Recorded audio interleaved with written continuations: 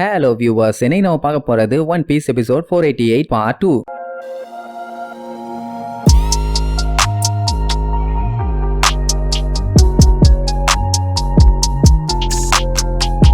Open பண்ணா போன பாட்டுல சபாரி ஆர்கிபெலகோல பிளாக் பியர்டோட மூஞ்ச காமிச்சு அபாயம் அபாயம் ஒய்யா ஒய்யா ஒய்யான்னு சொல்லி மக்கள் எல்லாத்தையுமே நார்த் சைடு போகாதீங்க சுனாமி வரப்போகுதுன்னு சொல்லி வேற ஒரு சைடு அனுப்பி விட்டாங்கல்ல. எல்லாத்துக்கும் காரணம் பிளாக் பியர்டு. அதே நேரம் மரைன் போர்ல காட்டுறாங்க அங்க அந்த குமார் இருக்கான்ல, அவனுங்கள திடீர்னு ஏகப்பட்ட வேறு பூமியை பொழந்துகிட்டு வந்து அங்க இருக்கிற அத்தனை பயிற்சிகளையுமே போட்டு பொல்லன்னு பொல்லந்து கட்டுவானுங்க. அதான் நின்ன இடத்துல இருந்து லேசரை வச்சு திருக்க விடுவானுங்களே. அங்க இருக்க மெரைன் ஆளுகள்லாம் பேசிபிஸ்டாஸ், ஒரு பைரட் கூட இங்க இருந்து தப்பிச்சு போக கூடாது, எல்லாத்தையுமே கொல்லுங்க, கருணையே காட்ட வேண்டான்னு கொலவெறியோட உச்சத்துக்கே போயிட்டானுங்க. அதுல ஒரு காமெடியா பாருங்க, 4 பைரட்ஸுங்க ஓடிட்டு இருக்கானுங்க, அதுல ஒருத்தன் சுற்றுவாங்க. அப்ப என்ன பண்ணும், ஒன்னே தப்பிச்சு இங்க இருந்து ஓடணும், இல்லன்னா உடனே அவனை ஒருத்தன் தூக்கிட்டு ஓடணும், இல்ல 2 பேர் தூக்கிட்டு ஓடணும். அதை விட்டுட்டு டைனிங் டேபிள்ல உட்காந்து டிஸ்கஸ் பண்ற மாதிரி ஒரு மீட்டிங். நம்ம டேடி நம்ம எல்லாத்தையுமே நியூ வேர்ல்டுக்கு உயிரோட போக சொல்லியிருக்காரு, அவரோட ஆர்டரை நம்ம மதிச்சாகணும், அதனால நீங்க போங்க, நான் இவனை காப்பாத்திட்டு வரேன்னு ஒருத்தன் சொல்லுவான். அதுக்கு ஓகேன்னு சொல்லிட்டு அவங்க 2 பேரும் கிளம்புறதுக்குள்ளேயே 10 நிமிஷம் ஆயிரும். அதுக்குள்ள ஒரு நேவி ஆள் கூட அங்க வரமாட்டான். அப்புறம் சுடுபட்டவனை வேற தூக்கிட்டு போவானா, அந்த டைமுக்கு போது தூக்கிட்டு போற முதுகுல ஒரு போர்டு, அவ்வளவுதான், ஸ்பாட்லயே 2 பேரும் பாடி. இதுக்கு 3 பேரும் ஓடி இருந்தா கூட ஒருத்தன் தான் செத்துருப்பான். ஏன்டா இந்த வேண்டாத வேலை. அதனால இப்ப இவங்களுக்கு ஒண்ணு மட்டும் தெளிவா தெரிஞ்சு போச்சு,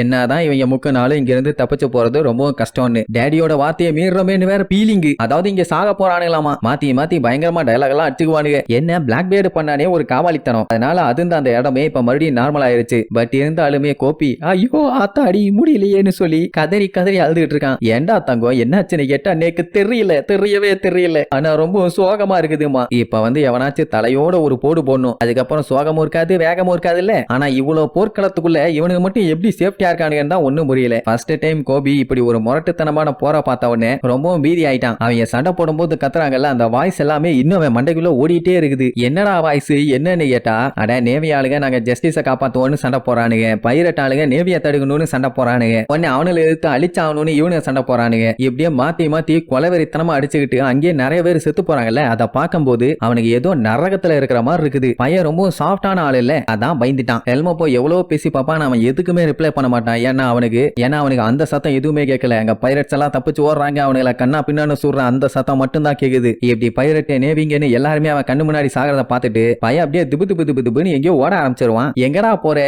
என்னடா பண்ண போறேன்னு கேட்டா எதுவுமே சொல்ல மாட்டான், அவன் பாட்டை கிளம்பிடுவான். பைரட்ஸ்களுக்கு எப்படியாச்சும் முடிஞ்ச வரைக்கும் இங்க இருந்து தப்பிச்சாகணும் அப்படின்னா முன்னாடியே பிளான் பண்ணிட்டு வந்திருக்கணும். இப்படி எல்லாம் அவனுக்கு கூட சண்டை போட்டு எஸ்கேப் ஆக முடியுமா? அறிவு இருக்குதா? அங்க நேவி ஆளுகலாம் அவங்க ஆளுங்க அடிபட்டு கிடப்பாங்கல்ல, ஒன்னும் ஆகாது, எப்படியாச்சும் சரி பண்ணிடலான்னு பயங்கரமா நம்பிக்கையெல்லாம் கொடுப்பானுங்க. பட் இருந்தாலும் அவங்களுக்கு செத்துருவோமோன்னு பயம். இதுல வேற அந்த வைஸ் அட்மிரல்ஸ் ஆவுன்னா பில்டப். இந்த போர் இன்னும் முடியல, முடியாத போரை நம்ம இன்னும் தொடங்கினா தானே முடியும். நம்ம ஜஸ்டிஸ் எப்படியாச்சும் காப்பாத்தி ஆகணும், நம்ம யாருன்னு நம்ம பவரை காமிச்சாகணும். அடிபட்டவனுக்கு எல்லாத்தையும் காப்பாத்தலாம் இப்ப நம்மளுக்கு டைம் இல்ல. பைரட்ஸுங்க எல்லாத்துக்குமே அடிபடணும், அதுக்கு மட்டும் தான் நமக்கு டைம் இருக்கு. போங்களே போய் அவங்கள கொல்லுங்களேன்னு சொல்லி ஆளு எல்லாத்தையும் அனுப்பி விட்டுருவானுங்க. அப்படின்னா எந்த அளவுக்கு கல்லெஞ்ச காரணங்களா இருக்கானுங்க பாருங்க. அதுல வேற பைரட்ஸ்களை குறை சொல்றானுங்க. அவனுங்களாச்சும் அவனுக்கு ஆளுகளை காப்பாத்த போய் தான் செத்து போவானுங்க. இங்க இவனையே காப்பாத்த முடிஞ்சு காப்பாத்தாம போறானுங்க. இந்த நன்னாரி பல்லெல்லாம் 4 நாள் சோறு கொடுக்காம நாக்கை இழுத்து வச்சு அதுல கைத்த கட்டி அந்த கைத்துல கல்ல கட்டி தொங்க விட்டோன்னு வைங்க, அதுவும் நட்டனோடு வெயில்ல. அதுக்கப்புறம் பழி வாங்குறது அது இதுன்னு எந்த நினைப்பும் இல்லாம அமைதின்ட்டு போயிருவானுங்க. அதெல்லாம் இல்லன்னா உடனே இங்க பைரட்ஸ்களை கொல்லுவோம் வெட்டுவோம், இல்ல உயிரோட கூட கூடாது, பைரட்ஸ் அழிக்கணும்னு சொல்லி திருப்பி இதையே தான் சொல்லிட்டு இருப்பானுங்க. இங்க டஷிகி புள்ளிக்கு ஒரே ஆச்சரியம், அடேங்கப்பா பைரட்ஸ்ங்க எல்லாத்தையும் கொன்னதுக்கு அப்புறமும் இவ்வளவு மோட்டிவேஷனோட சண்டை போறாங்களேன்னு. அங்க ஒரு பைரட் கூட்டம் லூசுத்தனமா ஸ்மோக்கரை போய் கன்னை வச்சு சுட்டுட்டு இருப்பானுங்க. அப்படி சுட்டா அவனுக்கு என்ன ஆகும்? ஒன்னும் ஆகாதே, எதுக்கு இந்த தேவையில்லாத வேலை? அவனுக்குமே இப்ப என்ன தெரியுமா தோணுது,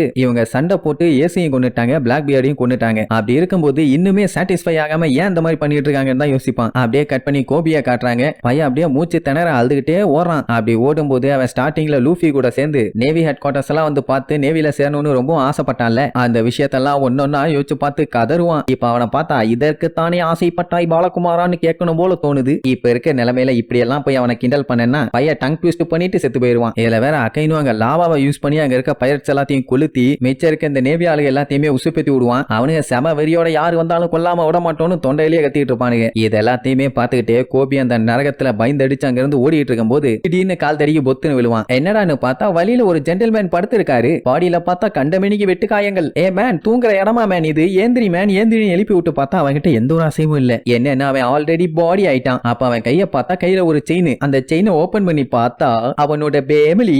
அப்படின்னா இவனுக்கு ஒரு குடும்பம் இருக்கு. ஆனா அந்த குடும்பத்தை விட்டுட்டு இப்ப செத்து போயிட்டான். இது தெரிஞ்ச அவங்க எவ்வளவு ஃபீல் பண்ணுவாங்க. அவங்க ஃபீல் பண்றாங்களோ இல்லையோ, கோபி பயங்கரமா ஃபீல் பண்ணி காட்டுத்தனமா அழுவான். இப்படியே இன்னும் கொஞ்ச நேரம் அழுதானா போதும், கடலே நிரம்பி தீவெல்லாம் முங்கி போயிடும். அதே நேரம் இங்க பிளாக் பியர்டு போற வழியில இருக்க சிவரெல்லாம் அவன் இஷ்டத்துக்கு உடைச்சு விளையாண்டுட்டு இருக்கான். என்னன்னா இவனை யாராலையுமே தடுக்க முடியாதாமா. அதை நம்ம பக்கி வேற லைவா பார்த்துட்டு ஐயோ இந்த பிளாக் பியர்டு என்ன இவ்வளவு கொடூரமா இருக்கான், எப்படியாச்சும் சட்டு புட்டு நீங்க இருந்து எஸ்கேப் ஆகணும்னு சொல்லிட்டு இருக்கும் போதே திடீர்னு அவனை யாரோ லேசர் அட்டாக் பண்ணுவாங்க. யாரா அந்த லூசு பையனை பார்த்தா கிசரு. கொஞ்சம் விட்டுருந்தா போதும், பகியோட நெத்திலியே போட்டிருப்பான், ஜஸ்ட் மிஸ். இவன் வேற வந்துட்டானா ஐயோ நம்மள கொல்லாம விட மாட்டானேன்னு ட்ரஃபால்கர்லாம் லூஃபியை கேட்டதுக்கு இவ்வளவு நேரம் கொடுக்க மாட்டேன்னு சொன்னவன் யாரா இருந்தாலும் பரவாயில்ல எவனா இருந்தாலும் பரவாயில்ல இவங்கள நான் உங்ககிட்டயே ஒப்படைச்சிடறேன் புடிச்சுக்கன்னு சொல்லி தூக்கி வீசிடுவான். நல்ல வேலை அவங்க கிட்ட பெரிய சைஸ்ல அந்த ஜீன் பாட் இருந்தவொடனே அவன் ஈஸியா கேட்ச் பிடிச்சிருவான். ஆல்ரெடி ஜிம்பையே பெரிய சைஸ்ல பல்கா இருப்பான், இவன் அவனையே அசால்ட்டா பந்து மாதிரி பிடிச்சிருக்கானா அப்ப இவன் எவ்வளவு பெரிய சைஸா இருக்கணும். சரி ரைட், இப்ப அவனை எப்படியா காப்பாத்தியாச்சு, இனி இங்க இருந்து டக்குன்னு எஸ்கேப் ஆகணும். தண்ணிக்குள்ள சப்மரீனை முக்குங்க, தட்டுப்புட்டுன்னு இந்த இடத்த காலி பண்ணுன்னு சொல்லிட்டு வேகமா உள்ள ஓடுவான். ஆனா இப்ப இவங்கள பாத்துருக்கிறது யாரு, கிசருவாச்சே. சபாடி ஆர்கிபெலகோல இருந்தே நீ தப்பிச்சது முதல்ல தப்பு,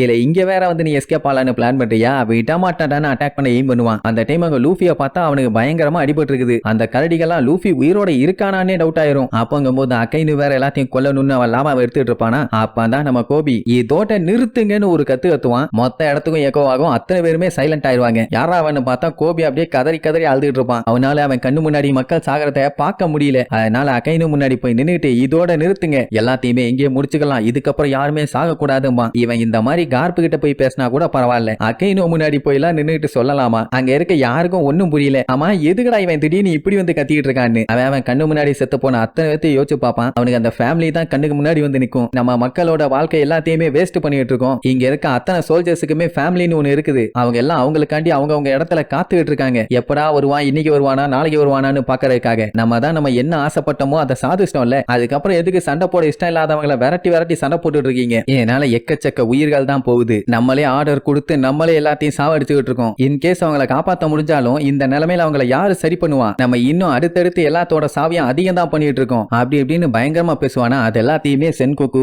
ஏன் பிளாக் பியர்டு முதற்கொண்டு கேட்டுட்டு இருப்பான். கார்பெல்லாம் ஷாக் ஆயிருவாரு, என்ன கோபி இவ்வளவு தைரியமா வந்து கத்திட்டானேன்னு. இது ஒரு முட்டாள்தனமான முடிவு, இப்படி பண்ணாதீங்கன்னு அவனோட எக்ஸ்ட்ரீம் லெவல்ல அழுது சொல்லுவான். ஆனா கைனு டேய் யாரா நீ முட்டா பையல குறுக்க வந்து காமெடி பண்ணிட்டு இருக்க, எதுக்கு மேன் என் டைமை தேவையில்லாம வேஸ்ட் பண்ணிட்டு இருக்க, ஜஸ்டிஸ் நம்பாத எந்த சோல்ஜராலையும் எங்களுக்கு எந்த ஒரு பிரோஜனமும் இல்ல அப்படின்னு அவன் சொன்னவனே கோபிக்கு இங்க அள்ளு விட ஆரம்பிச்சிடும். ஐயோ இவன் ஆல்ரெடி ஒருத்தனை போட்டு தள்ளவனாச்சே, நம்ம சொன்னதை தப்பா புரிஞ்சுக்கிட்டு நம்மளையும் போட்டு தெளிவான் போலங்கிற மாதிரி பீதியாவான். அவன் நினைச்ச மாதிரியே தான் தாவுடான்னு சொல்லிட்டு ஓங்கி ஒரு குத்து வைப்பான். அவன் பஞ்ச அசால்ட்ட ஒருத்தன் கத்தி வச்சு தடுப்பானா. அவனை பார்த்துட்டு அங்க இருக்க அத்தனை பேருமே செம்மையா ஷாக் ஆயிருவாங்க. ஏன் நம்மளுக்குமே ஷாக் ஆயிரும். அப்படி ஒரு ஆள் அங்க என்ட்ரி கொடுத்திருப்பான். ஏன் அக்கைனுவே ஷாக் ஆகி பாப்பான். அட யார் தெரியுமா, நம்ம ஷாங்ஸ். அவன் கைய ஓங்கி குத்த வரத பார்த்த உடனே நம்ம கோபி எல்லாம் அங்கேயே சுயநினைவை இழந்து அப்படியே பொத்துன்னு விழுந்துருவான். இவ்வளவு நேரம் கோபி பேசினதை ஷாங்ஸ் கேட்டிருப்பான் போல. அவனை பாராட்டுவான், நல்ல விதமா யோசிச்சிருக்கான்னு. இப்ப அவன் தைரியமா அவன் உயிரையும் ரிஸ்க் எடுத்து இந்த மாதிரி ஒரு சூப்பரான மொமெண்ட்டை கிரியேட் பண்ணால, அதுக்கேத்த மாதிரி அந்த டைம் மாறிடுச்சுப்பான். அப்ப நம்ம லூஃபியை காட்டுறாங்க, எப்படியும் அடிச்சு புடிச்சு உள்ள கொண்டு போயாச்சு. ஆனா அந்த டைம் கிசரு நான் தப்பிக்க விட மாட்டேன்டா கண்ணுகளான்னு சொல்லிட்டு அட்டாக் பண்ண போவான். சைட்ல இருந்து கன்னை லோட் பண்ற சவுண்ட் கேட்கும். இவன் தான் பென் பெக்மேன், ஷாங்ஸோட ஆள் தான். மகனே ஏதாச்சும் பண்ண சுற்றுவேன் பானா. ஓகேன்னு கை தூக்கிடுவான். பின்ன லூஃபிக்கு ஒண்ணுன்னா ஷாங்ஸ் விடுவானா இனி.